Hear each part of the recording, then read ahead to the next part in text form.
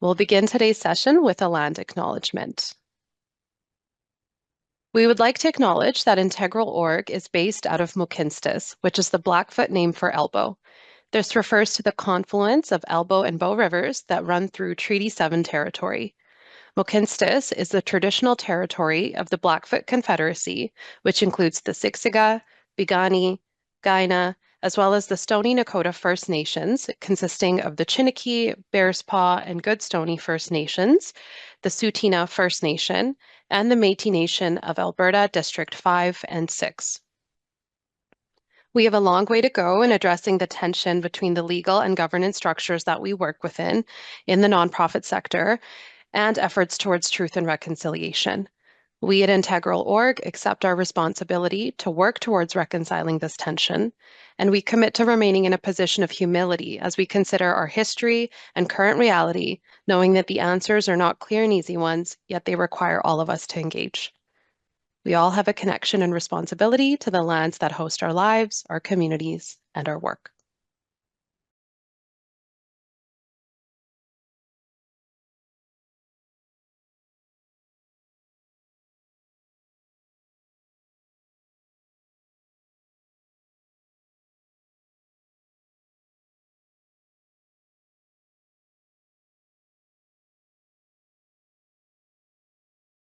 Thank you, Liz, and thank you all for joining us. It is always, certainly as Liz says, a pleasure to have you with us. This is a session that we do quite often, and we spend a lot of time doing board governance here at Integral.org. We do a number of things. We do some strategy work for nonprofits. We do some legal work. We do a lot of governance work. So it's always, I think one of the more fundamental things that every organization needs to understand is governance. I mean, you may have been on a board forever and ever. You may be first time on a board, and hopefully there's something in this for all of you.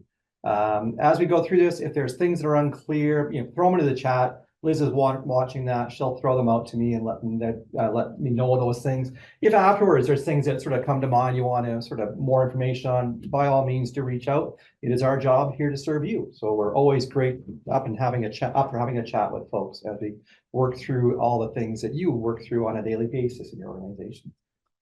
Today, we're going to talk about a few things. We're going to talk about roles and responsibilities of board members and the board as a whole, kind of work together that way. Sort of governance 101 is what we would call that. Some of the basic constructs of nonprofit governance.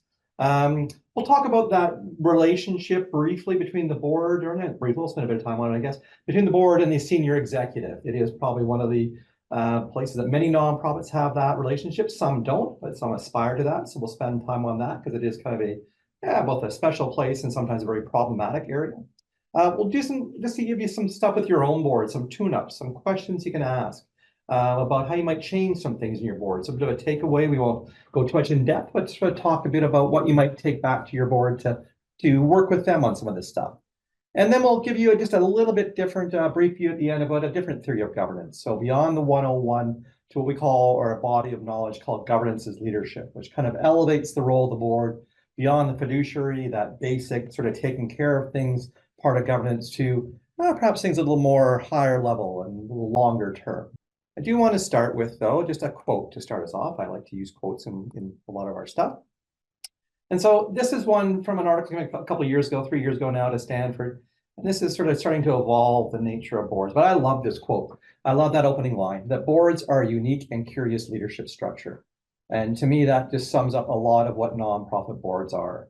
I think there's a lot of theory and a lot of sort of practice about what nonprofits should do, but they are a tough model to work with sometimes. They're a unique model. They're not quite like working in a staff team. They're not really like a family. They're not like a group of friends. They're people that you are put together with, sometimes by choice and sometimes by happenstance, that you maybe have an aligned passion with, but not always the same passion.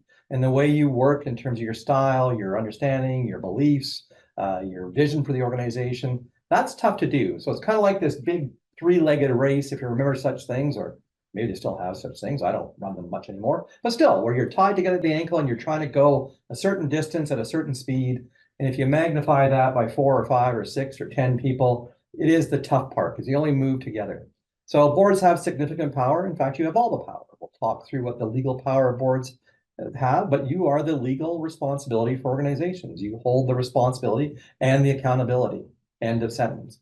Boards may choose to delegate some of that away to an executive or to a committee, but really it all comes back to the board. But you only act as a collective, and that probably is the challenging thing. We get put into this mix, this unique and curious structure where we have to work only as a collective.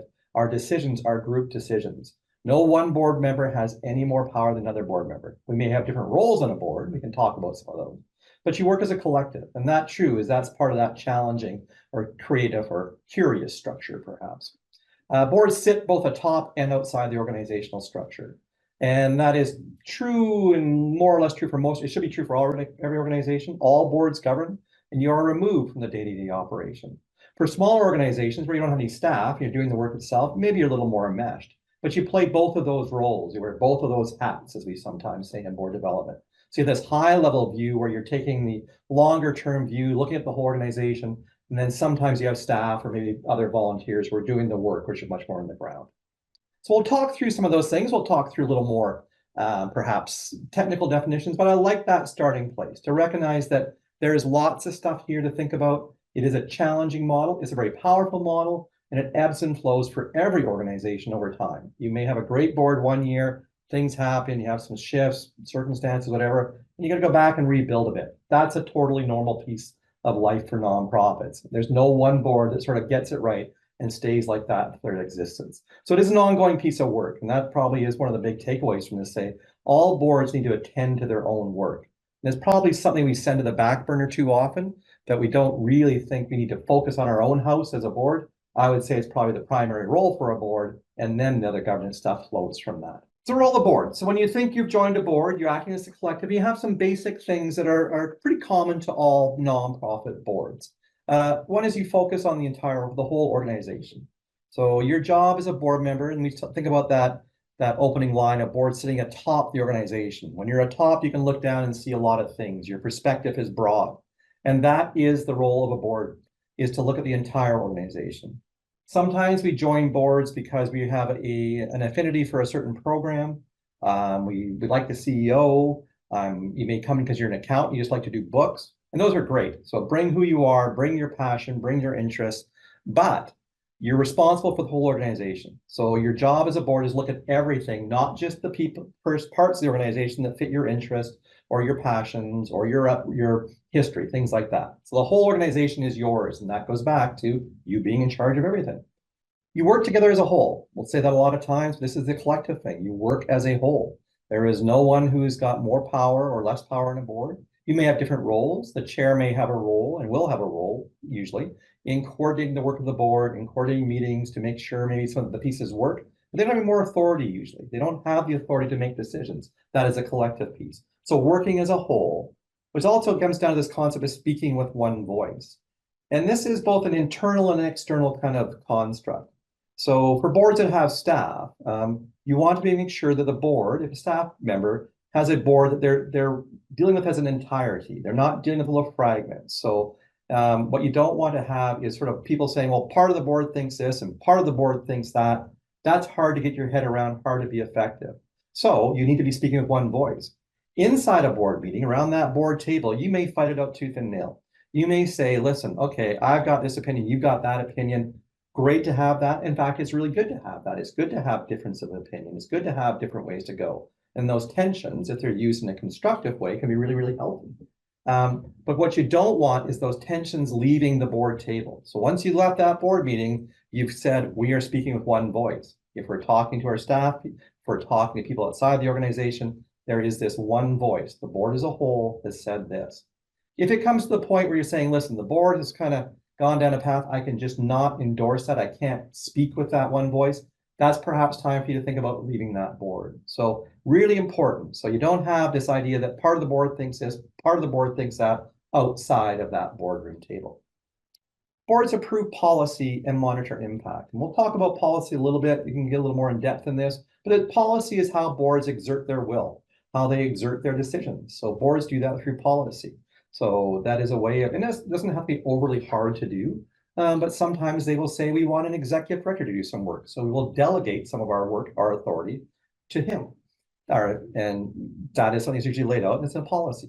You may have policies on conflict of interest. We should do things or not do things. You may have policies on how you'll treat each other. Those are great things. And they're just ways of saying, how will we be? What will we do? Sometimes it can get pretty long and complex if you get bigger. Sometimes there's policies we have that sit on a shelf, probably don't do any good. But policies are the way that the board exerts their will in terms of how they will carry out their function as a board. For those organizations that have a staff member, you have one employee. And this is the notion that the board as a collective deals with one person usually. Sometimes you might have a couple, one or two more in there. Arts organizations sometimes have a business manager and artistic director, sometimes have co-leadership ones. Those are rarer. Usually the basic model, a traditional model is, and there's always room to change this. You have a board with a single executive. The organization may have dozens of employees, but that is not the board's responsibility. The board's responsibility is to supervise and monitor the impact of one employee who takes care of the rest. And we'll break that structure down a little more graphically later on so you can get a picture of how this looks. And you try to avoid management and operational decisions. And this is, again, if you've got a senior executive for a large organization, we move into what's called the governing board. All boards governing, the terminology is not great. But you're always governing. You're always overseeing the organization. You're always sort of setting those longer term directions. For some boards, you get involved in the management of the operations, but you got to think you're wearing a different hat then. You're not being a governor if you're out volunteering in an event. You're being a volunteer for the organization. Maybe the same person, which gets a little confusing, but you are wearing a different hat. For boards that have staff, boards governs, staff, the executive manages the organization, and staff and volunteers carry out the work. So the board is to stay out of those management decisions. And we'll talk through what some of the levels of board decision-making should be or could be. But you probably don't want board members picking photocopier paper or saying the font on that report was off. Perhaps you're doing that. You're maybe not focusing on the big things. You want board focusing on those deeper, higher level oversight issues because that's where the board really has the authority and the power to do work. So some of the things we think about, moving ahead with the slide, he said expectantly, there we go, director's duties. So the board as a collective has those things I just talked about, focusing the whole organization, speaking with one voice. But you come into this as an individual board member too. So we have this sort of paired nature of the board as a whole, but you're an individual and you enter into this. And there's a couple of things that we want to talk about. And part of these are protection for yourself. Part of these are responsibility. The idea of what do I need to bring? So we have these things called director duties. And so each individual director on a board has some fiduciary duties. And fiduciary really means to take care of something, to tend to something. In this case, you are taking care of the organization that you have become part of this board, which has all the authority and responsibility for the organization. So that's what you got to figure out is what's my fiduciary duty? And these are the two standard ones we use in Alberta. Sometimes we move to other parts of the country. They'll have some other fiduciary duties, duty of obedience. We don't tend to use that here. So these are largely the two fundamental duties of a board director. It is duty of care. And this one is, I'll read it out and then I'll talk a bit about this one. It is to act with the competence and diligence that a reasonably prudent person with similar knowledge and expertise would exercise in comparable circumstances. I read that quite often because we use this quote quite often. And it's just a lot of grayness to this. The competence and diligence that a reasonably prudent person would be, well, who's that? I'm sure you are. The similar knowledge and expertise and comparable circumstances. Lots of gray area there because there is some subjectivity. And this is a very subjective duty in some ways. It is you're here to care for something. So this brings in ideas that if you're on a board, you need to participate. You got to show up to board meetings. You got to show up prepared to board meetings. So I think we've all been on board meetings, especially online these days, and you're sort of seeing somebody look at the other screen, they're reading the minutes, reading the agenda for that first time while you're talking to them. Fair enough, we're busy, but really to sort of fulfill this one, it is to say, I'm coming prepared. I'm coming ready to make decisions. I'm coming ready to be able to bring my best self, my most experienced self to the board. And that's the heart of duty of care. It is that I need to bring the expertise and knowledge that I have in my situation to this board. And there's a difference. If I am an accountant on a board, my knowledge and expertise is perhaps higher in accounting than a social worker might be in that area. It doesn't mean the social worker has no responsibility to financial function of the board. It's just for my own duties that I'm held to a higher standard.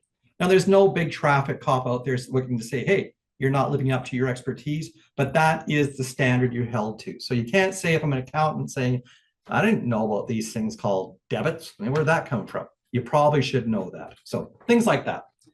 duty of loyalty, and it is exactly as it sounds. It is, I am loyal to the organization. I have come prepared to bring my best to this particular organization. I am here, I'm going to handle things like confidentiality, right? You're going to give me some information, but I'm going to keep that confidential. I'm going to declare things like conflicts, and, conflicts of interest and what they are. And we can talk a bit about what those are and what they're not, perhaps, what the differences might be for some organizations. I'm here for the whole organization, and that idea of focusing the whole organization, that I'm not just here to sort of prop up the executive director. I'm here for the entire organization, and knowing that's a part of it. So that duty of loyalty, I need to bring my best to the organization, and I need to be there just for the organization.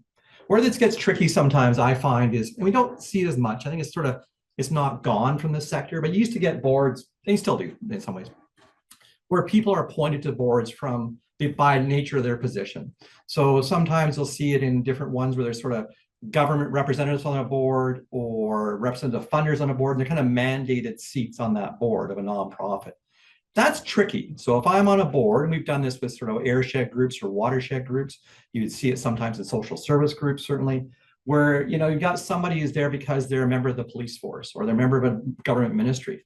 The question then is, who are you loyal to? If your job says you need to be on this board, and you've joined a nonprofit board that says I'm only there for the organization, that's a tricky tension. So I think there's good advantages to having different stakeholders, but sometimes I think this one gets really tricky. And you find you're going to probably need far more policy just to be able to understand and enact this. And probably lots of places where people have to recuse themselves on the conflicts and even the perception of conflicts in this world. So for basic boards, though, it's just that idea that I'm here to do my best for this organization. Okay. All right, moving on. And just know we're not just making this stuff up. A lot of stuff I teach, I do just make up, fair enough. But this one I'm not. This one actually has some theory behind it.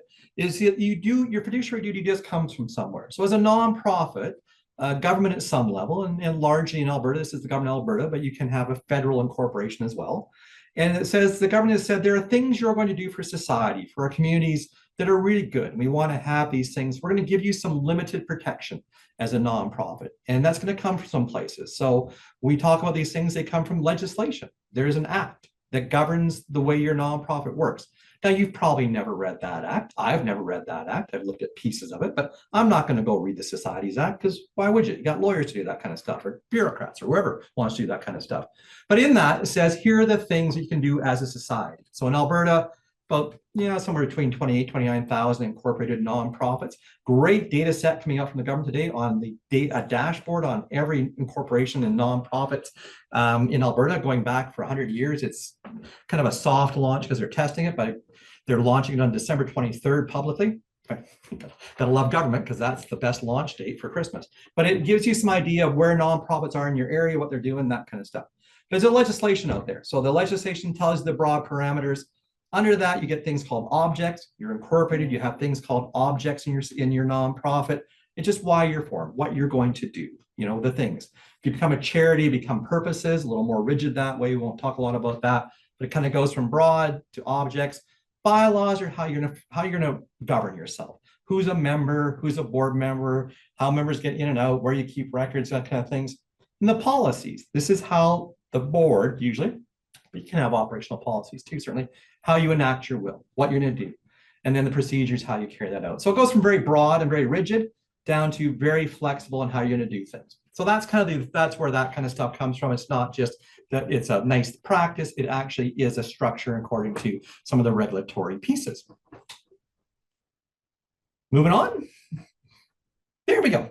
Some things you need to think about it for an effective board. And again, I think some of these are pretty common sense. Some of you don't, you do naturally. So even if you haven't got the right language down, these are things we do to understand and practice good governance, which I think probably sounds really easy, but I would say it's probably one of the most underdeveloped part of the nonprofit sector, is that we're on a board, we're here to do good work, but boy, we probably need to figure out what being a board is. And it's not just you do it once, it's ongoing work. It is to say, because boards change. Like, you think, okay, we were a great board 2 years ago. We really were rocking it. And now something's different. Well, maybe a third of your members turned over. Maybe the organization's different. The external world's different. but to focus on your own sense, our own house as a board, that idea of being a team. So we talk about that opening stuff. I've said repeatedly, it's the collective and the challenge of being a collective. If you're not focusing on governance as a team, forget the work you do for now, forget the policy and the decisions you make. That focus on good governance as a team, that's the one we don't tend to focus on, because that's where it really works when you start to do that kind of stuff. You're looking at long-term sustainability. And I know this is kind of, for working boards, you're sort of doing both and. I'm taking care of today, but I also got to be thinking about the future. When we talk about organizations, having that overall responsibility, it's not just what I'm going to do tomorrow. I got to be thinking 2, 3, 5 years down the road in some ways, and not necessarily all your time sticking 5 years down the road, but it is important you're not just caught up on today. Things like, making sure you have strategy and adhering to your mission and vision. Yeah, not necessarily, foreign to us, but making sure those are relevant and up to date. The hire, guide, and evaluate the senior executive, asterisk there if you don't have one, but that is your one employee. So that's your job, to make sure that relationship is really well structured, really commonly understood, and you enact it really well. So we'll talk a bit about that in a few minutes. Policies, if you've got such things, are up to date. The number of organizations, if we ask, do you have a policy manual? Yeah, but we haven't seen it for 8 years or 10 years, or no one's updated it. Probably time to sort of take a look at that. And there are some great resources out there. We've sort of had conversations here at Integral about who owns a governance policy. I don't think I've ever really seen a real original governance policy that after, decades of this in the sector, I think they're all kind of morphed into some, and it's got all kinds of stuff thrown in the pot, more like a stew than a real original recipe. But there's some great places out there to get them. If you're looking for some, and don't just copy and paste somebody else's policies. That's probably not the best way. It's got to fit you. You've got to understand it, because policies do have some responsibility to go with them. So if you write a policy down and say we're doing it this way, and then 3 years later and say, well, we never really looked at that, or was somebody else's, that ain't going to cut it. So if it's yours, make sure it's up to date and reflects you. There's a great site called governinggood.ca. He's out of Halifax, I believe, but this guy has just got great policies. Say they're freely available, so he's given permission to use such things. So some really interesting stuff out there. So policies are good, but make sure they fit you and they're up to date. Attend to your own development, getting new board members, which is hard these days. I think it is tougher. You see that for every board. To get qualified, engaged board members is an ongoing challenge. I think it's changed since COVID. Certainly volunteerism has dropped a fair bit in that time, but boards especially have taken a beating, I think, in this one. So how do you find, demographics are playing to this as well, I believe. How do you find good board members and how do you engage them? So that is, again, part of good governance, but it's also saying, how do we make sure we're thinking about our sort of bench strength and moving forward here? And then being ambassadors for the organizations. I think some folks do this really well. It's just the idea that I'm here to speak about the organization. And this is a bit different. If you're a paid staff member, you're a board member. I think there's a different nuance to this one. So as I'm the CEO of Integral.org, I can talk about Integral.org. It's my job. It doesn't mean I don't love the organization and not proud of it. But if my board chair speaks about Integral.org as a volunteer, somebody who has taken, the choice to be here in different ways than I have, that's a different message. So for funders, if you're a fund developer, that is a different voice, I think, than a paid staff person. If you're advocating for the government sometimes for certain things, that is a different message. If you're just out in community, I think people love to hear, and I love to hear from people who are there because they are board chairs and not, or board members, not saying chairs, can be anybody. The important thing is, and it's just one of the technical things, is to make sure you're all sort of singing from the same hymnal, so to speak, is to say that you don't want people out there ambassadorizing. That's probably not a word, but still, the idea that I'm speaking about the organization, but if we're speaking about as an ambassador, we need to probably be speaking about the same thing. So we're giving that constant message. But a really big duty of the board is that you are kind of that. You're waving the flag, and you're that one sort of helping and saying this is a great organization. Because why else would you join it? Alrighty, just some of the things we see, and we get calls every day, and we do workshops. We'd love to come in and work with boards individually. That's where I think we shine. Stuff like this is great, but I mean, coming in and saying, let's work with your board for in 2, 3, 5 a day, whatever it's going to be, hours. Some things we're seeing, the lack of clarity. I'm on this board. I joined it, want to help the cause, but I'm not really quite sure who's who in the zoo, what my role is, what your role is, what our relation to the executive director might be. So that lack of clarity amongst the board, pretty common out there. It's fixable, but it's, again, you got to sort of ongoing work. We got to be updating those things because things do change. I think the challenges of engaging and utilizing experience of board members. A lot of people join boards saying, well, I'm here, but I'm not quite sure what I'm supposed to do. And I know I'm not supposed to do all these things in the weeds and sort of do the management stuff and be picking font colors for the annual report unless I'm asked to.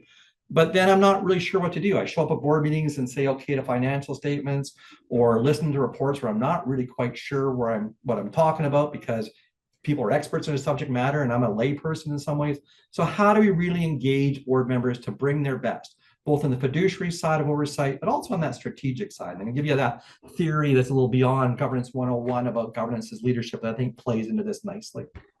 Poor and fractured relationships, amongst board members, it's not different than any other team, that sometimes you just don't get along. There's good reasons, sometimes bad reasons, sometimes reasons you'll never know. But this is a team sport and not everyone fits in every team. And so those do manifest themselves. And a lot of times they don't manifest themselves where it's really obvious. It's people are yelling at each other and screaming. Well, it's not a good thing, but it's pretty obvious. Sometimes it's that passive, you're not quite sure something's wrong. You realize that, Bob hates Bill and they've hated each other for 30 years, but you never really figure out why that is. That is a part of board life too. So how you deal with that one's trickier because now you're talking about relationships, but really when you talk about being a team or working with the staff or volunteers, it is all about relationships, and relationships are tough sometimes. A recruitment, engagement, onboarding board members, as I said, it's tricky right now. I think, where do you find board members? I think there's no one really good answer. You start with your network, you start with people but the challenge of that is you kind of end up with a sort of, insular group. It's just people from your own world. And I think one of the things that really makes boards shine when you structure them and do it well is you get divergent voices. So if I'm only inviting folks that think like Mike or look like Mike or act like Mike, well, it doesn't seem like a good world. Still, the idea that you kind of got to bring in some different unusual suspects to do that stuff. And then just how we get our work done. How do we organize our work? The structure of board meetings. Every board survey we do we have enough meetings? Well, half the world, so we have not too many and some too few. So it's kind of how to do that. But the clarity of structure, the committee work, the terms of reference, all that kind of stuff. Again, that is taking care of governance. It's not doing the work of the organization we all kind of want to do. It's taking care of our own house. And that can be kind of, not the funnest work sometimes, but some people love doing that stuff. There's people who love writing policy and making committee terms of reference. So let them do that stuff while the rest of you go focus on, saving the world. Moving on. I want to do another quick poll here, just to see where I want to go with my comments in the next half hour here. Just, for your organization, who has paid staff, a senior executive, no paid staff, a senior executive, or other? Not sure what I mean by other, but maybe you've got some administrative staff in there. So just a quick poll of where folks sit in the sort of that structure of senior executive and volunteers. So lots with a senior executive. Good. Oh, that's interesting. You always sort of look at the list of who's showing up at these things sometimes, and you think, okay, where do people kind of sit? All right, that's great. I'm going to end poll here, and I think I have to share the results. Nope. Fail to share poll, another poll to started or shared. I don't know what that means. I probably pressed the wrong button. So part-time in person. Thank you, Allison, for that. Because there is, I think that is you can still have staff. And I have to press this button. There we go. You can still have staff, and they're not necessarily that senior executive. And I'll talk about that in this idea of working boards and governing boards. I think that's a bit not quite as clear as you want. But it's good to me for that to know, because I'll spend a bit of time on both these things for organizations that have a senior staff person and those that perhaps don't. So working boards and governing boards, you hear that terminology quite often, I think. All boards work and all boards govern. So it's just the way you carry out those functions in terms of the work we do. So I want to talk a little bit about this. So there's different levels of authority or activity inside any nonprofit. You may not have all of these, but there's ways that we work. Next slide, Cindy. So in general, this is kind of the traditional model. So you have the board of directors, you're accountable to members. Somehow boards get on there, and sometimes the members are the board. We've kind of butchered membership largely for the last 30 years in this sector. So you have this big community sort of raising up 5 of their own to go and govern the nonprofit. Sometimes it's a little smaller, a little less clear than that. But the board of directors are there, appointed or elected by the members. They're responsible for fiduciary, strategic, and generative leadership. So that's their job. That's the highest level of the organization. Yeah, I'm going to get to that question in a bit. Hold that question. The senior executive are accountable to the board of directors. That's the line of authority, board, senior executive. the senior executive carries out the operational oversight, however that might look. It may be a really large organization, lots of staff, might be just one person. They're the ones who take the will of the board along with the board sometimes and carry out the operations. And then staff and volunteers usually report in some way, directly or indirectly. You might have many layers in this, back up to the senior executive. So there are some clear lines here. Where it gets tricky, sometimes is when you don't have that second level, where you don't have a senior executive. Yeah. So I want to talk a bit about that for a second here too. So next slide, please. I'm going to read. So one of the things that, sorry, I just need to click off a button or two. Here we go. Oh, hang on. When the board has no staff, and I think a lot of times this is more work. It's not that it's easy to hire somebody and go do the work for you. I think it changes the nature of the relationship in the organization. But if you have to do it all, when you are the board and you do all the work, so you have no staff, but it is an additional duty. Sometimes we mix it all into one pot. So I'm a board member and I'm doing everything. Yes, you probably are in reality, but we're going to sort of pull those apart a bit. No matter what board you are on, you are still a governor. Those things we talked about earlier, your governance responsibilities, the focus in the organization, your duties of loyalty, duty of care, that fits no matter where you are. So those are non-negotiable. You have that role of being a governor.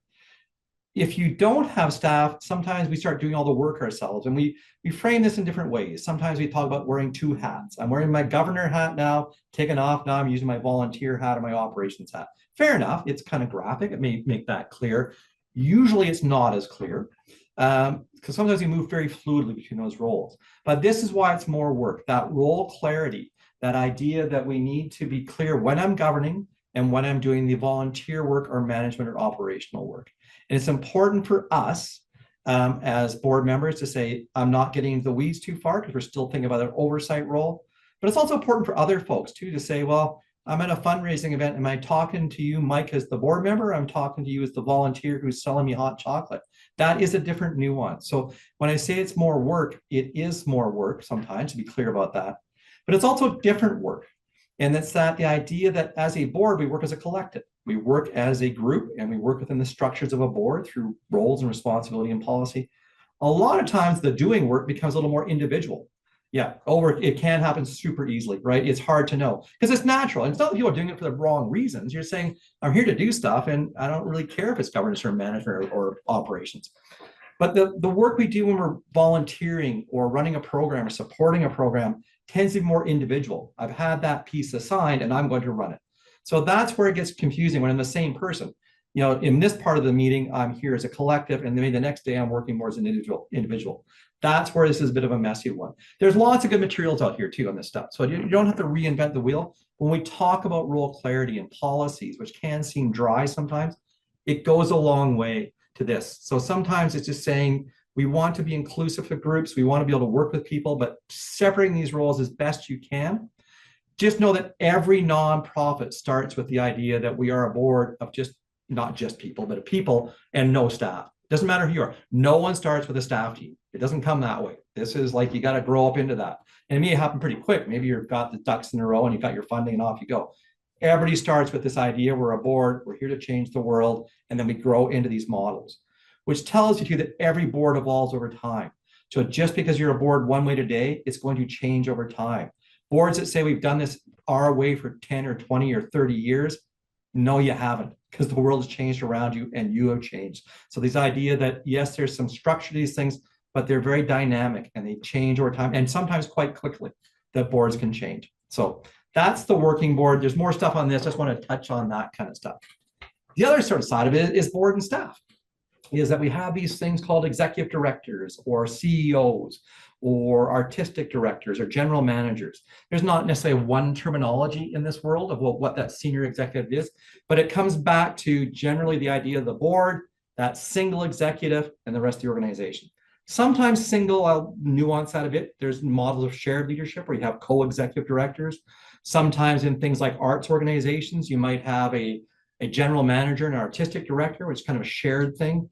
Generally, it's one, but you could massage that a little bit more. So that idea of, I've got the board working as a collective, doing oversight and governance, fiduciary stuff, And I've got this one person who's there as a professional to run the organization, and everybody else sort of working underneath that role. So what are the things that work in this way? Just if you've got some thoughts in the chat, and I'll actually try and read the chat, and I'll just put something in the question there. The idea that, what makes for a good board staff relationship, whether you're on a board and you do this, if you're a senior executive, if you're just anybody who has an opinion on stuff, what are the sort of the things that you would think make for a really good relationship between the board and a staff member? Throw them in the chat, see what comes up there. Maybe something great.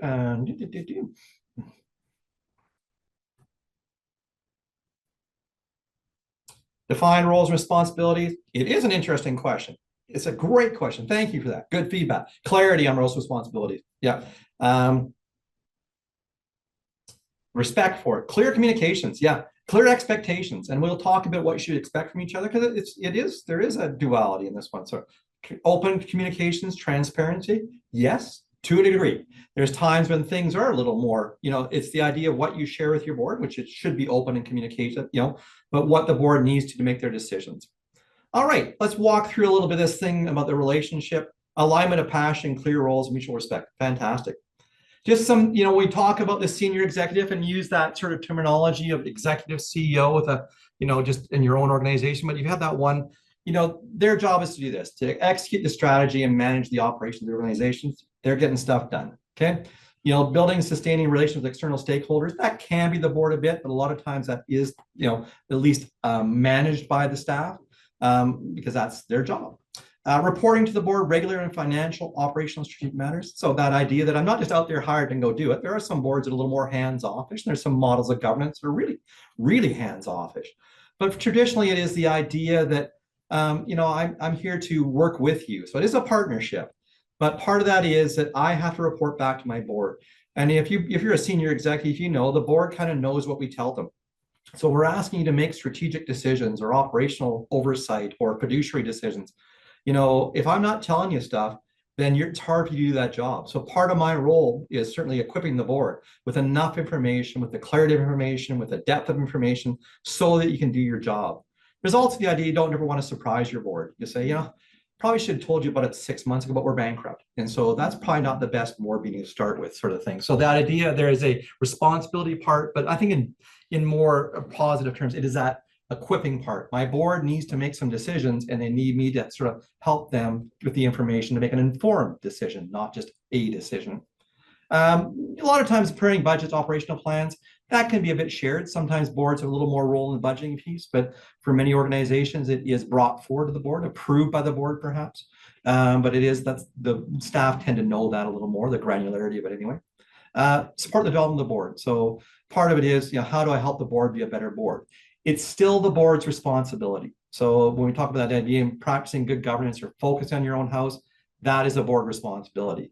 It's hard to do that alone sometimes, so you need some support. So you need some technical expertise, you need insights, you need somebody to set up a meeting for you, whatever it might be. But it's your job to do that. And this one is, I think, the interesting one. Sometimes we bring people onto boards, quite often. There's different skill sets and expertise. That one part of the fiduciary duties was you're bringing your expertise. Well, you're not bringing your expertise just in, sort of in principle. I'm an accountant, but I'm not really going to share my accounting expertise. That is a very valuable part of the mix of resources and skills you need in an organization. But in this relationship, it is driven by the CEO or the senior executive. So if I'm a lawyer on a board, my job is not to be sort of, phoning up the executive director every day and saying, hey, I think you're offside here, here, here, here, and here. If it's really serious enough, it goes to the board and comes through the board. But for me as an executive director, a CEO, is to say, boy, I've got some legal questions and maybe I could phone my board member up. So it's driven from the CEO up is the best way.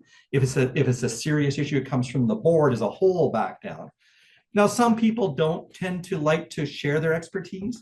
So lawyers sometimes are reluctant to say, I'm going to give you my professional, sometimes in the legal community, it's the difference between information and advice. There's two different things. We're a law firm, we deal with that every day.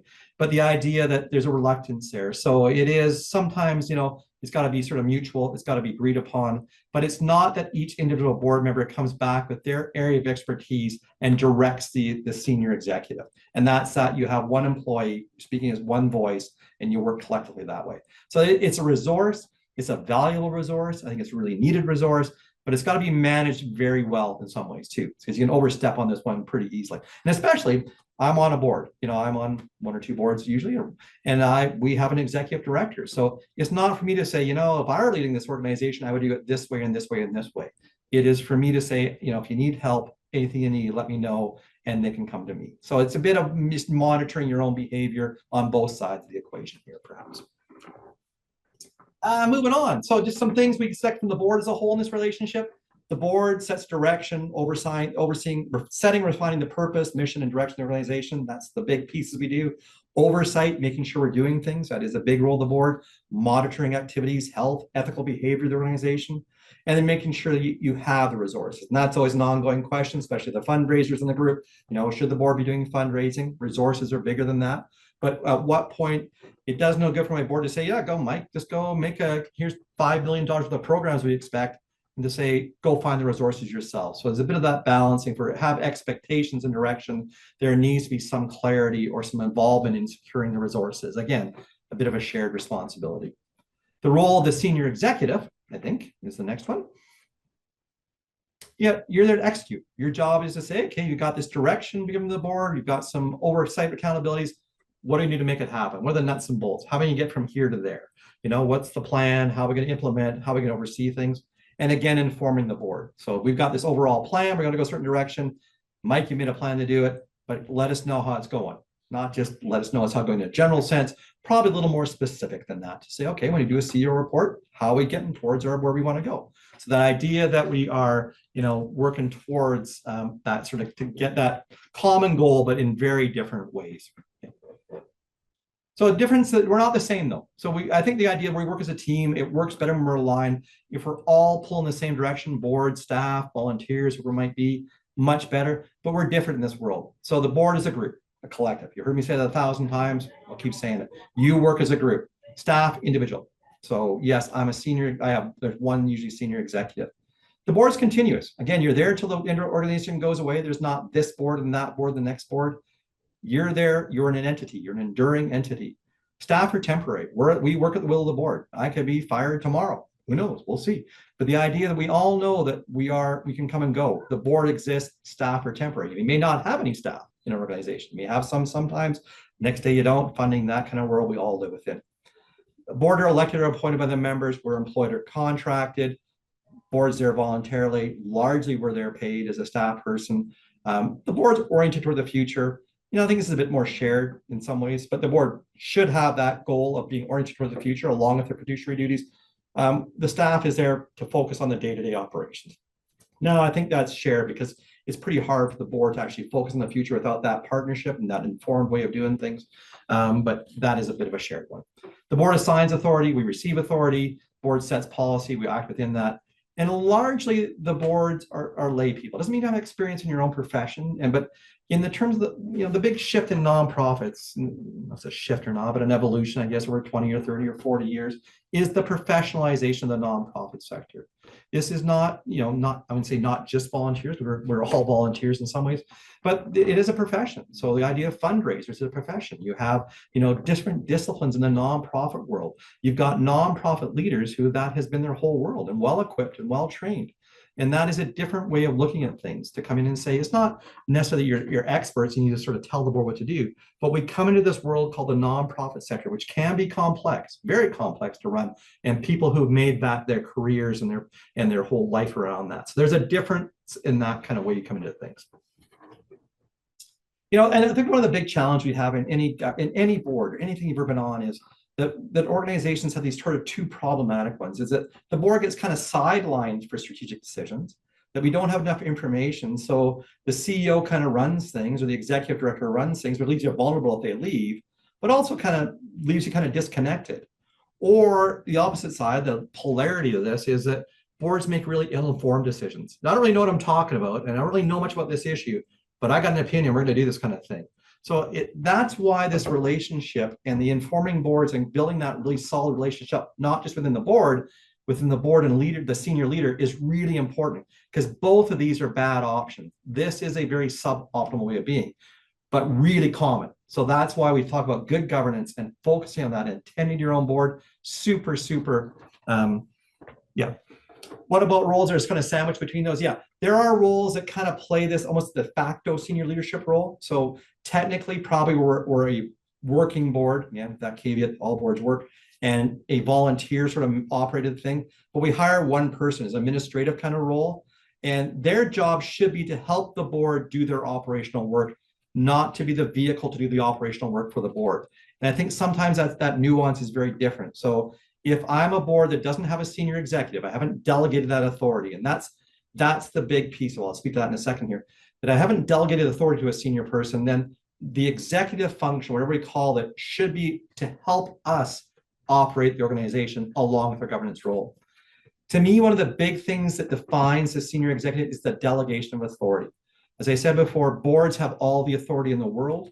They have that's what you've been given. You can give some away, but when we talk about the policy is they delegate their authority away. And that's usually a very clear and well-constructed policy. So I have a delegation authority from my board. Mike can do this, this, and this. I can't sign a contract over 50,000 or something like that. I can work within budget. I hire staff. It's pretty straightforward. But that is, they have given some of their authority, the authority to hire, to enter into contracts within certain parameters. If you don't have that as a staff person, that's one of the signs that you're probably working at that more administrative kind of way, not the senior executive way. 1,000 different variations of that because there's so many nonprofits, but that's one of the key ones, is where the authority lies. If you haven't given it away, then you're probably a working board. All right. There's lots of confusion. This is the partnership one. This is one you gotta work on this one, like any relationship. And it's interesting, as those who are executive directors, that largely it's sometimes through the board chair, and board chairs change every year or 2 years. So you're always rebuilding this relationship, and your board changed over time. So you think, yeah, I had a great board, worked with them, and all of a sudden 2 years later, you're building this new relationship. You're gonna get back there again. If you attend to it well, you largely get back there, but it's this ongoing evolution of relationships. So that confusion over roles, that building relationships, this is one that is, there's kind of an adage in the nonprofit sector that the boards run roughshod over CEOs, or CEOs run roughshod over boards sometimes. But it doesn't have to be that way. It just needs to be attended to. We need to work on such things. And it's shared leadership. To me, this is the idea of leading an organization. It is shared. Yes, boards have all that responsibility, but you do need the power and the expertise and the wisdom of a senior executive. And it's the idea that within clear roles, we're sharing this leadership. And shared leadership is based on the concept that my success depends on your success, and your success depends in part on my success. And so it's not that there is this reporting relationship, there is a power structure there. In the end of the day, in that kind of softer side of things, it is shared responsibility. And if we're not pulling the same direction, we don't understand our roles within that, we're probably not as effective as an organization as we want to be or should be. All right. Things you expect on the organization is to speak with one voice. I should expect that. I don't want 5 board members telling me different things to do. That I should expect as a senior executive that they attend to their own culture and their ways of doing things. They're going to support management decisions. That if I make a decision within my area of authority, that it's not that they're undermining that, and they've got problems, we can deal with it inside the board meeting, or in other ways. But once it's out there, they support my decisions. That they set clear and attainable performance standards, and there's that honesty and openness and candor. The other side of it, they have expectations from me or us as senior executives. So what they should expect is to be kept informed. There should be no surprises. Worst thing we do is surprise your board. So good news, bad news, it's tough sometimes, and it is a reporting relationship, but transparency, openness, candor, the things you named in the chat there are really, really important. To be treated as a collective of equals. And that can be challenging sometimes. It sounds really simple. Okay, you're a collective, I deal with a board. It's tough for one person to deal with a group of 10 sometimes. And sometimes there's board members we click better with, we have longer relationships with, we like better, we work in a more cohesive way, but they're a collective, and I need to treat them as a collective and treat them equally in that sense. They need to be supported in their decisions as well. So they make decisions, there's times my board makes decisions that I don't agree with, but yeah, I report to the board that I am their employee, and to say, okay, I've informed you, you've made your decision. It's my job to support you, not to go out and say, yeah, the board's a bunch of idiots and made a bad decision. I'm not sure I'm going to follow that. So if they've made the decision, it's not just to support it, but to be engaged in that decision and make sure that I enact it or bring it forward as best I can. Again, to be supported in their own development. I think this is part of the partnership thing, but part of why we are, that idea that it takes a lot to be a board, and you need that expertise and the insight and the wisdom of a senior executive.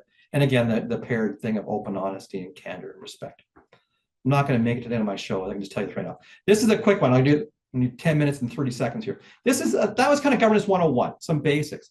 This is a theory of governance called governance of leadership. It's about 10 or 12 years old now, kind of a famous book called this. Oh no, governance, just keep going, skip this one over. No one needs to tune stuff up. Hire us for this stuff. I'll put that, you'll get the PowerPoint and stuff. Yeah, your boards aren't broken, don't need them tuned them up. This is governance as leadership. I didn't want to talk about this for 2 seconds here because I think it's quite interesting. How do we engage people beyond sort of that fiduciary duty? That idea, I want to use my expertise and passion, but I'm not quite sure what to do. And this was a book that came out 10 or 12 years ago that basically said, there's a different way to engage boards that builds upon the basic understanding of governance. So go quickly through this. It is, they thought that governance discussions focused too much on fiduciary duties, and that governance boards are agents of accountability. I'm just here to keep you in line. But the real magic of a board is to be an agent of change. How do we use our organization? All nonprofits are here to do something good in community. So how do we sort of add to this fiduciary and oversight role to say we're here to change the world? This is what they propose.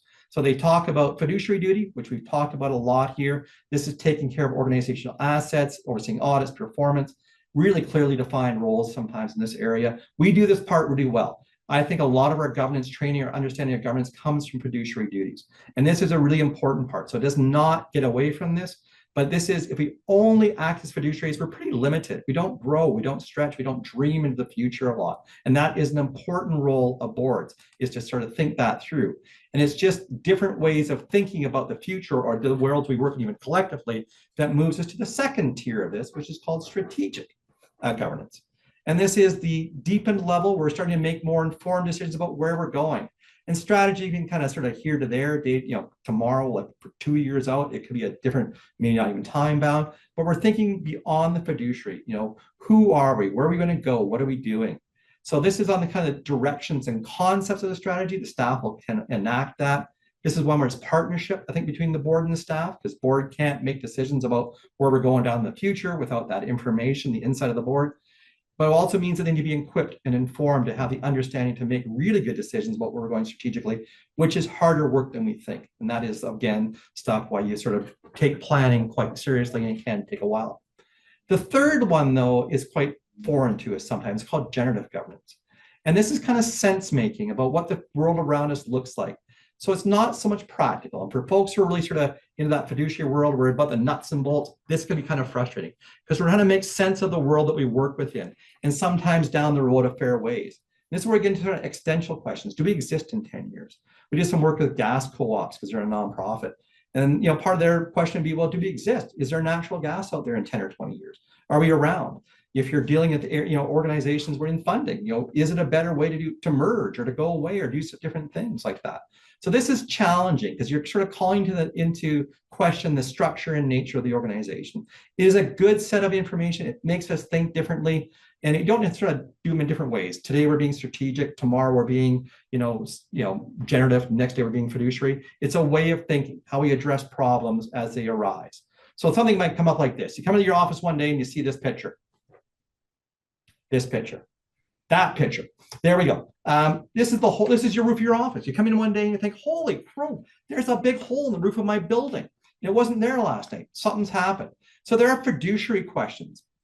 Say, things like, are we okay? Do we have insurance? How are we going to fix it? Can things run tomorrow? There's strategic questions that say, maybe the work we're doing, maybe we don't, maybe it's sick, we're planning on doing a renovation anyway. Is there time to sort of build the building up? Are we living in an asteroid belt and should we move the office over a foot or two or a mile or two, whatever it is? There's things that we might have to think about the strategic nature. There's also generative questions like, do we need office space? This is one, going to cost lots to fix this building and staff are all working from home anyway. Do we actually need to have this? So it's sense making. So there's ways you can use it sort of in time-bound ways and other ways where it's kind of just an incident comes up. It's a way of thinking. They're all like muscles. We're good at flexing the fiduciary muscle. We're not as good at sort of flexing and working out on that generative muscle. All right. Good stuff to find. There's lots of resources out there. Board development program, Canadian, it's Alberta, really good stuff.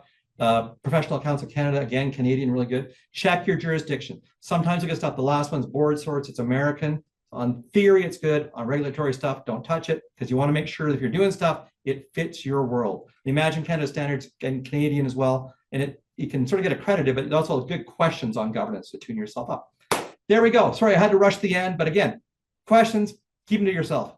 I'm sure they're great. No, questions, just reach out afterwards and we can talk one-on-one. My apologies, they got sidetracked on a slide and threw my timing off. Sandeep, bring us home. Yeah, of course. We kept track of the questions that have been popped into the chat. So if there's anything else that's still on your mind, throw it in there and we will make sure that we address them in the follow-up communication. Thank you so much for being here. Thanks, Mike, for walking us through this topic, and folks for your engagement throughout the session. We would love to hear your thoughts about today's session. So if you have a little bit of time to spare, if you could fill out a feedback survey for us, that will help us understand your needs and interests better so that we can continue developing relevant workshops and other education. I'll drop that into the chat now. Perfect. So one of the things that we look forward to at Integral.org is working with boards to support their health and development. We offer a range of services related to governance. And so this includes policy work, board coaching, strategic planning, governance reviews, and evaluative sessions like a board skills evaluation. These services are meant to help you with a range of governance related issues. And so some examples of this could be helping you gather input about the performance of your board, considering the legal framework and governance requirements, and building unity and focus amongst the board. You can reach out to us and we can chat with you about which of these supports makes the most sense for you if this is something you'd like to explore. Sometimes it may not be clear what your next steps are, and you may require a more in-depth conversation about your organization. For more specific support, we encourage you to access one of our free problem-solving services. So this could be a short phone or video consultation or a 1-hour problem-solving session called a clinic. These meetings happen between your team and one of our Integral.org experts.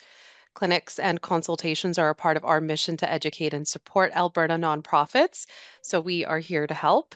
You can find us on the details shared on the screen here, which is the website, or by giving us a call.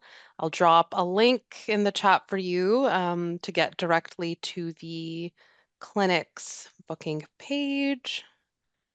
There it is for you now. Integral.org is a capacity builder and nonprofit ourselves. Our goal is to equip you with the knowledge and support you need to do your best work.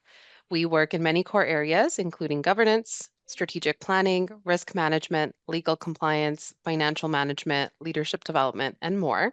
And we work with nonprofits at any stage of their life cycle using a multidisciplinary approach to address your most pressing concerns. Like I said, we're here to help. This is what we do, so do not hesitate to reach out to us. We're here to walk alongside as you move through your nonprofit development journey. Thanks again for being here today. Thanks, folks. Take care. Happy holidays to all of you.